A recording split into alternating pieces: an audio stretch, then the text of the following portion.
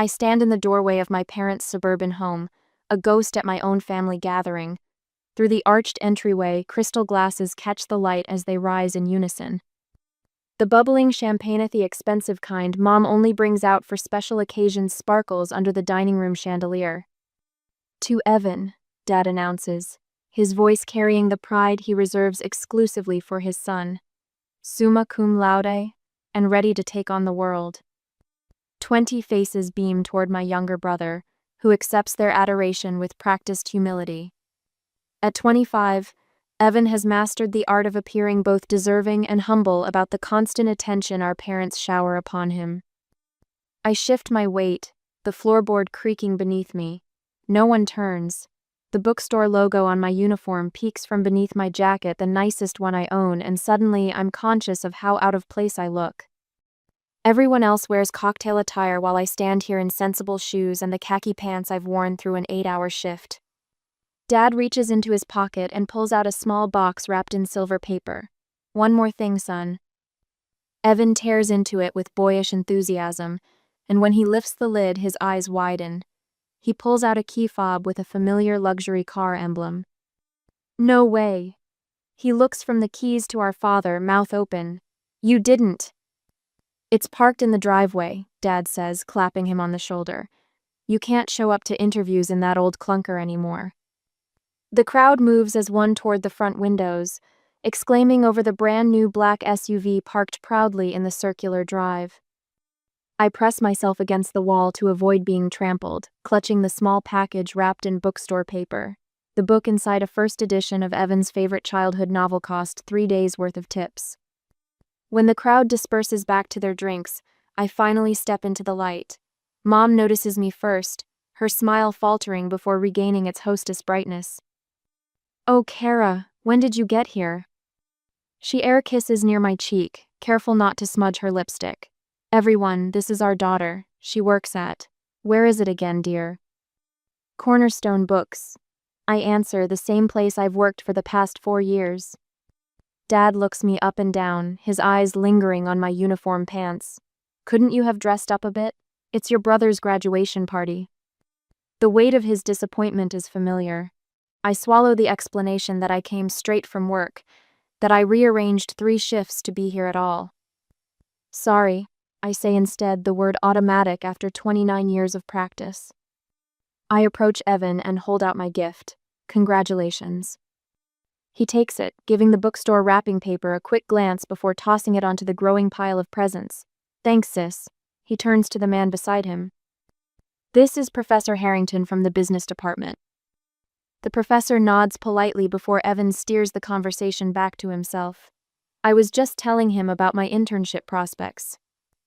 "At least someone has to work in this family," Evan adds with a laugh, gesturing to my uniform. The guests chuckle, and something inside me cracks. In that moment, I see it all with perfect clarity. The pattern stretches back through the years. My high school graduation, where they arrived an hour late because Evan had a baseball game, my 18th birthday, when I received secondhand luggage while Evan got the latest gaming system, the day my college acceptance letter arrived and Dad asked, "How will you pay for that?" While Mom reminded me how expensive Evan's future education would be. I've never been the child they wanted to show off. I step back, suddenly needing air.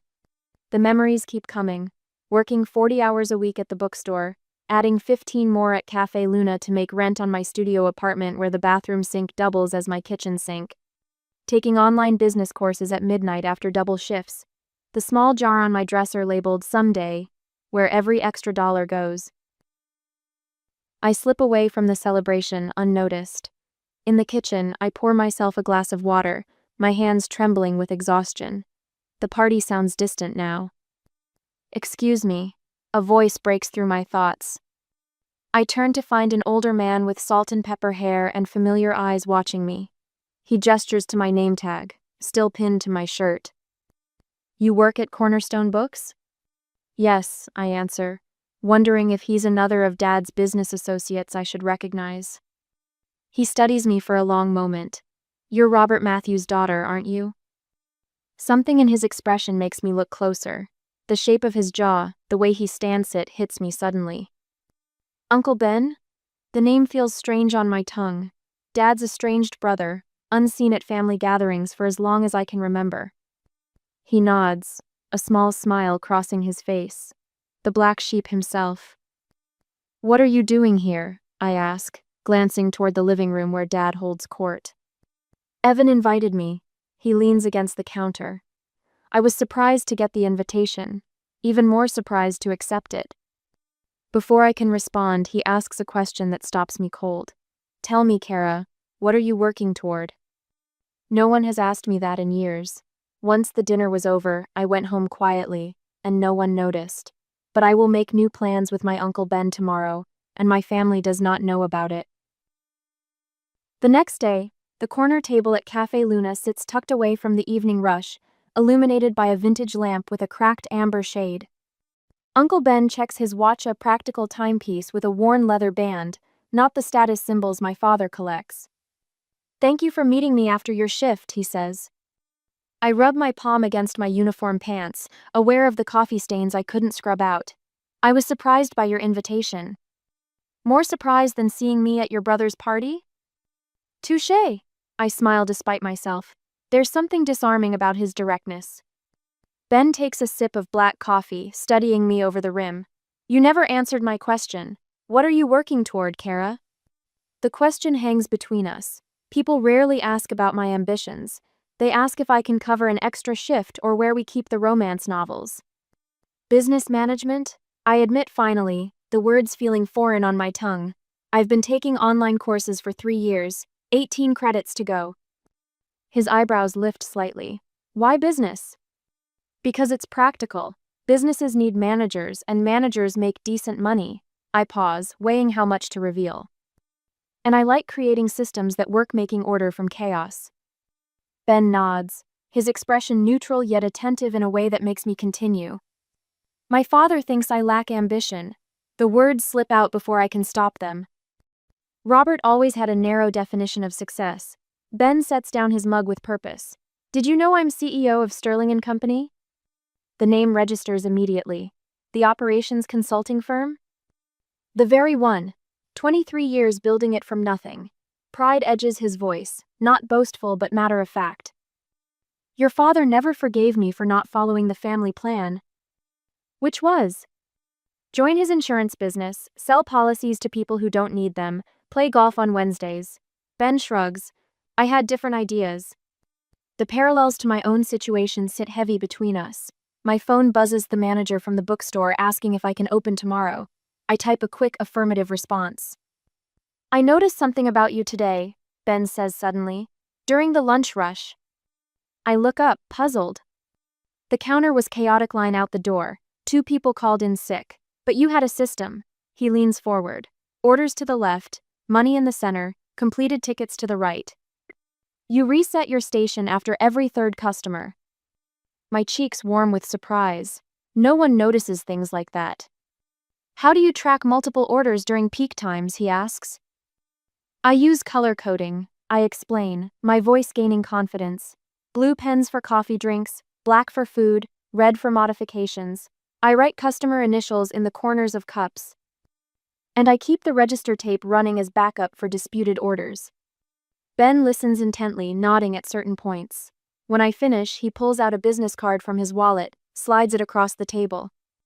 Sterling & Company has an entry-level operations internship opening next month, he says.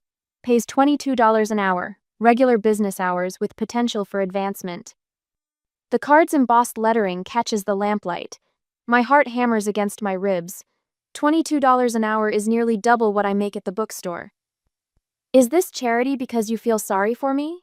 The question comes sharper than intended. Ben's face hardens. This is business. I recognize potential when I see it. I've never worked in an office environment, I counter, anxiety rising. My resume is just retail and food service. You've maintained 2 jobs while pursuing a degree. You've created efficient systems without formal training. You've survived your family. He counts these off on his fingers. Those are transferable skills. My mind races through calculations. 2 weeks' notice at both jobs. New clothes. Transportation costs. The terrifying possibility of failure. It's risky, I murmur.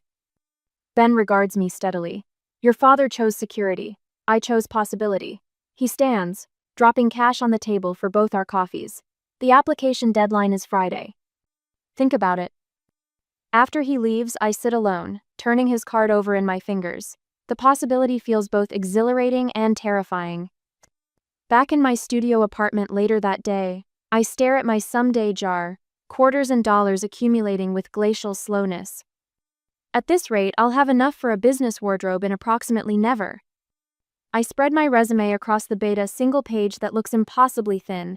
Assistant manager at Cornerstone Books, barista at Cafe Luna, online coursework in business administration, no prestigious internships.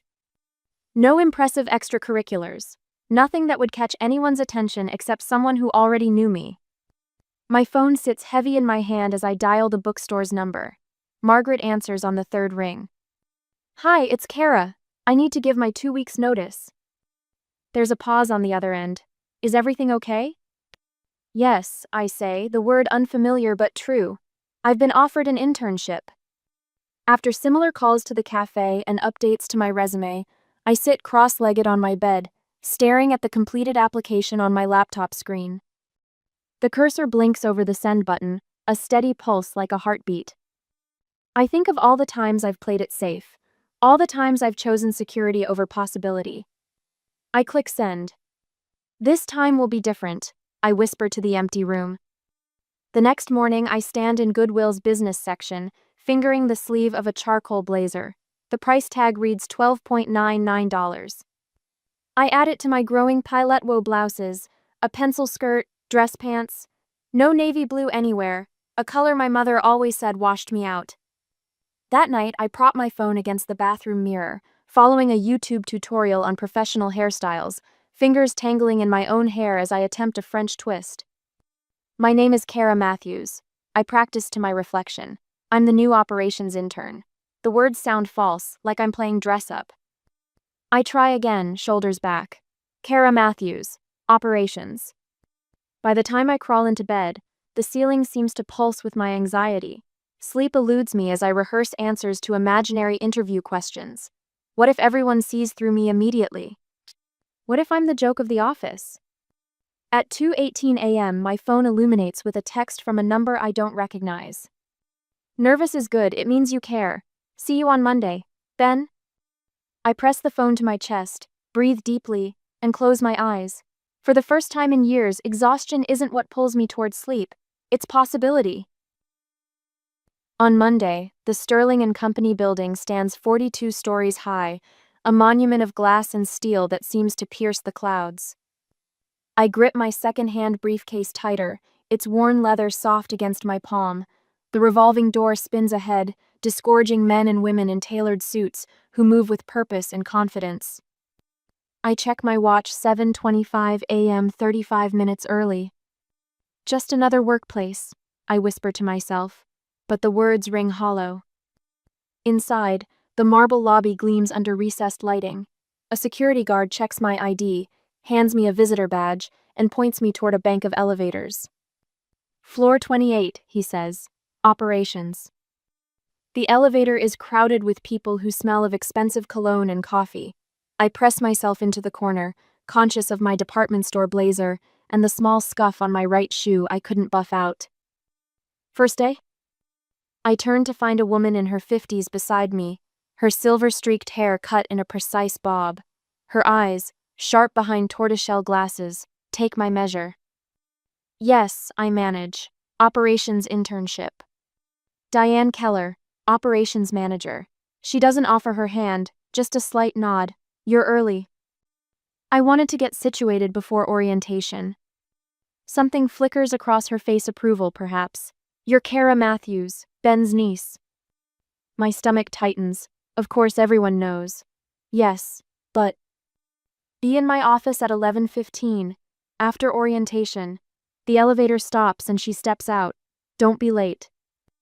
The intern orientation passes in a blur of corporate jargon and paperwork. 8 of us sit in a conference room while Human Resources explains benefits we don't qualify for, and a company history I've already memorized. I take notes anyway, my hand cramping around my pen. The other interns exchange stories during a coffee break. Harvard, Stanford, Wharton, their voices overlap as they discover mutual connections and summer homes. The confident handshakes, the casual mentions of family businesses. I stand apart, clutching a paper cup of mediocre coffee, suddenly aware that my online business courses might as well be from another planet. Matthews? A thin man with wire-rimmed glasses consults his clipboard. Diane's waiting. I follow him through a maze of cubicles to a glass-walled office where Diane sits reviewing documents.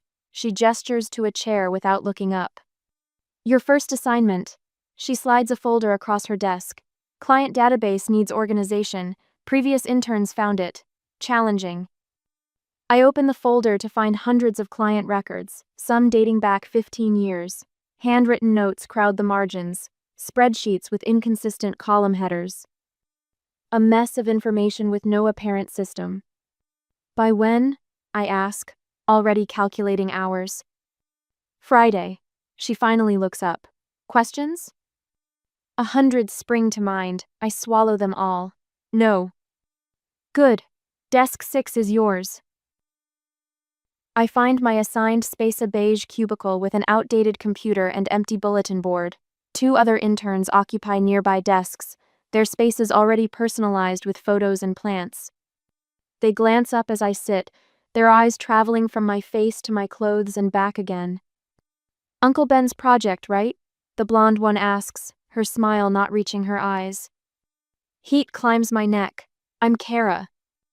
Madison. She turns back to her computer. Good luck with that database. It's where they send interns to fail. I spend the morning trying to make sense of the client records.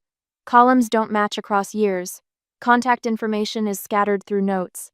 By lunch, my eyes burn from squinting at faded entries. The cafeteria buzzes with conversation and the clink of silverware. I scan the crowded tables, searching for an empty seat, when the weight of eyes turns my way. Whispers. A laugh. I retreat to the women's bathroom, lock myself in a stall, and press my forehead against the cool metal partition. My heart hammers against my ribs. What was I thinking? I don't belong here. Not with my discount store clothes and community college credits. Breathe. I order myself. Just breathe. 5 minutes. That's all I allow for panic.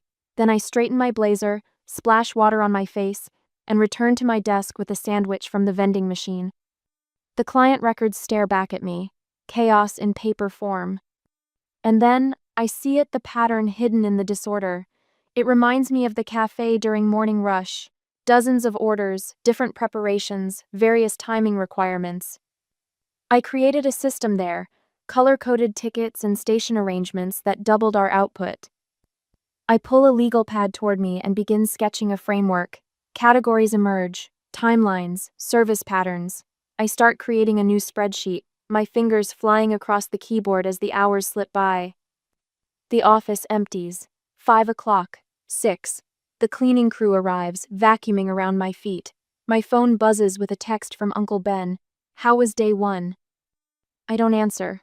Can't break the flow now. By 9:30 p.m., my eyes blur with fatigue, but the system takes shape. Client interactions sorted by frequency and value. Complaint patterns identified by service type.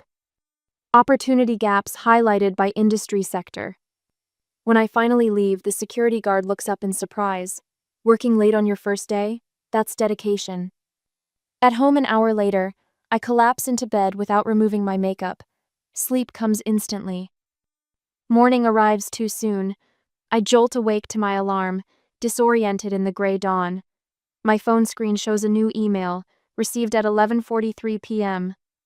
From diane.keller@sterling.com. Subject: See me in my office. My stomach drops. Did I miss something? Make an error? I shower and dress in a rush, arriving at the office by 8:15. Diane is already at her desk, coffee in hand. Matthews. She motions me inside. Sit. I perch on the edge of the chair, hands folded to hide their trembling. Security says you left after 10 p.m. I was working on the client database. Show me. I log into my computer as she stands behind me, her presence a weight on my shoulders. The spreadsheet opens, revealing my color-coded system, cross-references, and analytical charts. Diane is silent for a long moment. What's this section? She points to a highlighted column. Pattern recognition. Clients who reduced services after specific types of complaints. If you look at the timing, my finger traces across the screen. You can see most left within 3 months of an unresolved issue in the same category. She stares at the screen, then at me. You found this pattern in one day? It reminded me of tracking customer returns at the bookstore. Similar patterns, different context. Diane straightens, arms crossed. The Miller meeting is at 10. They're having retention issues. I saw that in their file. You'll sit in. Take notes. Don't speak unless spoken to. I blink. You want me in a client meeting? This, she taps the screen, might be useful. As she walks away, Madison passes my desk, coffee in hand. She glances at my screen, then at Diane's retreating form. Beginner's luck, she murmurs, just loud enough for me to hear. I watch her go, then turn back to my computer. The system I created glows on the screen. Order wrestled from chaos. My system, my work. I reach for a sticky note, write 3 words, and press it to the edge of my monitor where only I can see it. I belong here, it reads. And for the first time, I almost believe it. In 3 months, I will have an even stronger feeling of belonging. At the present, I stare at the notification lighting up my phone screen, thumb hovering over my mother's name. Linda Matthews sent you a message. The words pulse accusingly against the background of dozens of other LinkedIn notifications that have flooded my account since yesterday. 6 months at Sterling & Company, a lifetime away from bookstore name tags and cafe aprons. My company profile update yesterday celebrating my 100th day as operations analysts innocently above the company's featured post, the one where Mr./President Plations on the Menalist 70 Satter /Plus. Williams from marketing highlighted my client tracking system as revolutionary for our workflow efficiency. The photo shows me beside Uncle Ben at the quarterly recognition dinner, both of us smiling. Both Matthews, the connection unmistakable. 17 connection requests, 23 congratulatory messages, and 3 missed calls from my father within the last hour. I tap my mother's message open. Sweetheart, we've always been so proud of you. Would love to hear all about your new position. It's been too long since we've seen you. The words blur slightly. We've always been so proud. The lie sits there, polished to a high shine, as if repeating it enough times might make it true. My phone buzzes with a text from Evan. Hey sis, congrats on the new gig. Let's catch up. I set the phone face down on my desk. Through my office window, the downtown skyline stretches toward a cloudless sky. My reflection in the glass looks different than it did 6 months ago, shoulders back. Hairstyled, tailored blazer instead of a uniform with someone else's logo. When my phone vibrates again, I already know who it is. We're having Sunday dinner at the house this weekend. Your mother's making pot roast. We'd love to see you there. My father, not asking if I'm free, assuming I'll come running at his summons like I always have. I consider the invitation, rolling it over in my mind like a stone. 6 months of silence while I worked 14-hour days learning systems and software. 6 months without a single call while I moved into my new apartment. 6 months where my family was Diane, who mentored me through every challenge, and the team that gradually accepted me despite my untraditional background. Now, suddenly, I exist again. I type a careful response. Thank you. I'll check my schedule. On Sunday that week, my parents' house looks smaller than I remember. The hedges need trimming. The brass knocker needs polishing. Details I wouldn't have noticed before Sterling & Company taught me to observe systems with a critical eye. Mother opens the door before I can knock, her smile stretched wide. Kara, look at you! She steps back, examining my simple dress and low heels. So professional. The house smells of pot roast and freshly baked rolls, the special occasion menu she never made when I visited during my bookstore days. In the dining room, crystal glasses sparkle beneath the chandelier. The good china gleams on placemats I've never seen before. My father rises from his chair, adjusting his tie. There she is, he says, as if we've been separated by circumstance rather than choice. Our corporate success story. My brother lounges against the sideboard, scrolling through his phone. He glances up, flashing the same practice smile he used at his graduation party. The prodigal sister returns. Hardly prodigal, I say, setting my purse on the entryway table. I've been working. Mother bustles to the kitchen, calling over her shoulder. Robert, pour Kara some wine, the Cabernet we've been saving. The wine they've been saving. For what occasion, I wonder? My promotion? Or the moment they realized I might be useful? Dinner progresses through carefully choreographed pleasantries.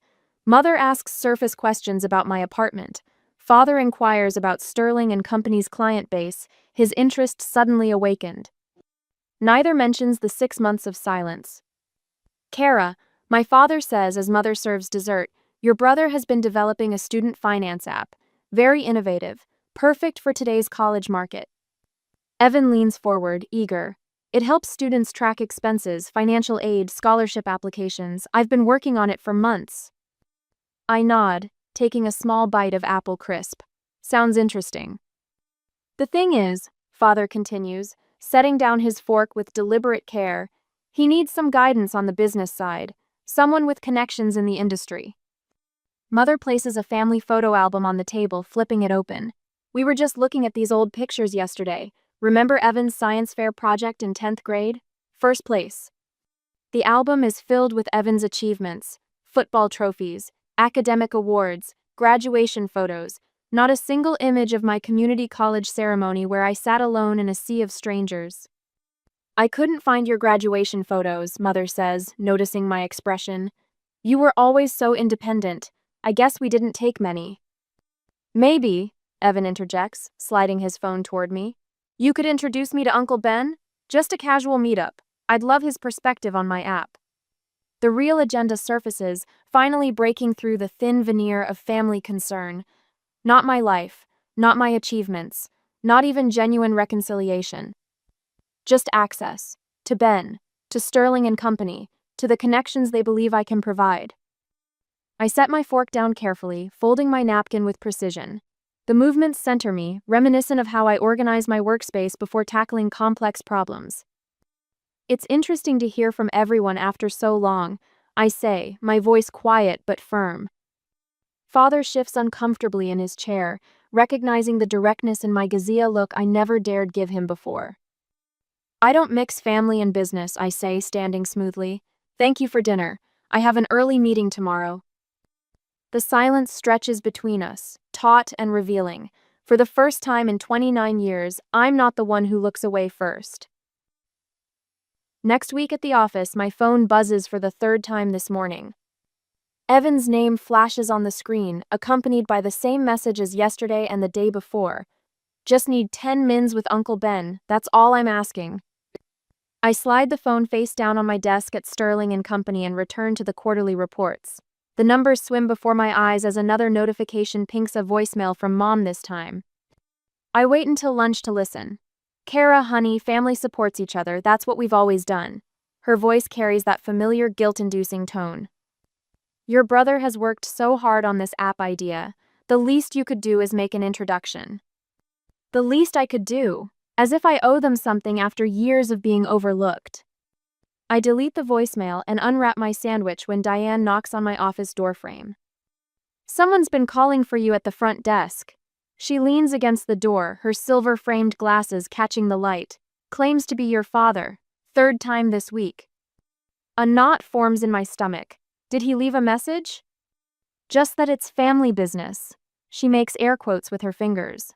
Should I tell reception to block him? I take a deep breath. No, I'll handle it.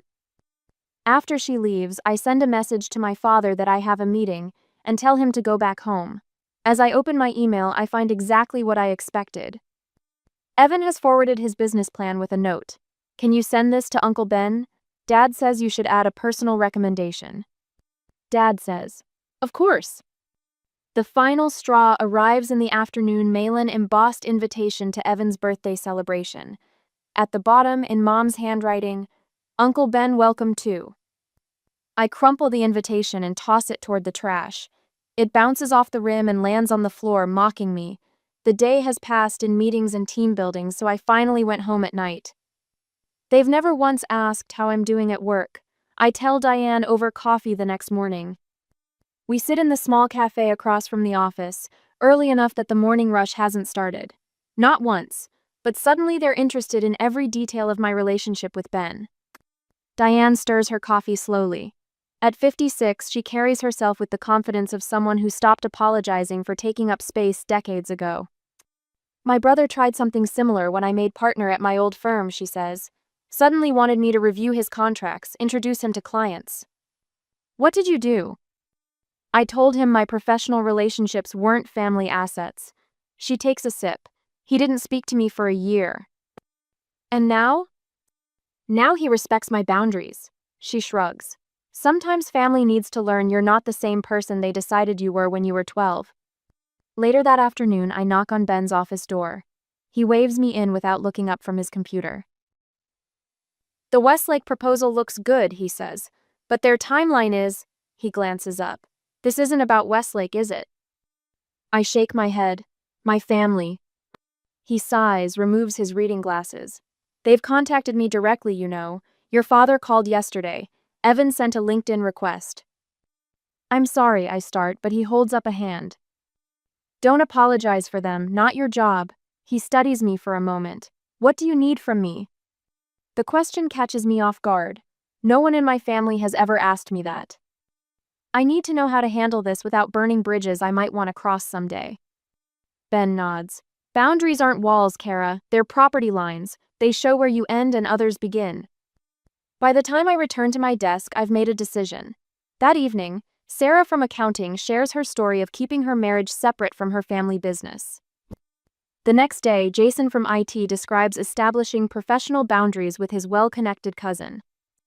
I'm building a different kind of family here, I realize, one based on mutual respect rather than obligation. That same day, the email takes me 3 hours to write, though it's only 4 paragraphs long. I read it aloud to make sure every word carries exactly the weight I intend. I've noticed the sudden interest in my professional life coincides with discovering my connection to Uncle Ben. While I understand Evan is excited about his app idea, I need to be clear. I will not use my professional relationships as family currency. I've spent months building my reputation at Sterling and Company through hard work and dedication. That reputation is not something I'm willing to compromise. If we want to rebuild our family relationships, I suggest starting with getting to know each other as we are now, not as you need me to be. Perhaps Sunday dinners without business discussions would be a place to begin. Respect is earned in both directions. I'm willing to work on our relationship, but not at the expense of my professional integrity. I hit send before I can second-guess myself. On the evening of Evan's birthday celebration, I sit across from Uncle Ben at Lorenzo's, his favorite Italian restaurant downtown. Your father will be furious, Ben says, twirling pasta around his fork. I sent a gift. I take a sip of water. They'll survive without me. You know, your father and I stopped speaking because I wouldn't give him money for a business he wasn't willing to work for. Ben sets down his fork. He wanted success handed to him. When I suggested he start smaller and build something himself, he accused me of betrayal. The parallel to my current situation with Evan is unmistakable. Is that why you gave me a chance? I ask. Because I remind you of yourself? Ben shakes his head. I gave you a chance because you're nothing like either of us. Robert wanted shortcuts. I was too stubborn to compromise. You just quietly built your own ladder while no one was watching. The next morning, I send Evan another birthday gift book on entrepreneurship with a note. Success comes from hard work, not connections. That afternoon, I post photos of the mentoring session I've started for young professionals at Sterling and Company within hours. My phone lights up with a text from Mom. We miss you. I type back. I'm building my life now. Later, Dad's name appears on my ringing phone. I watch until it stops, the notification for a voicemail replacing it. We need to talk. For the first time, I don't feel compelled to answer immediately. My time, like my boundaries, has value, and I'm no longer willing to give either away for free.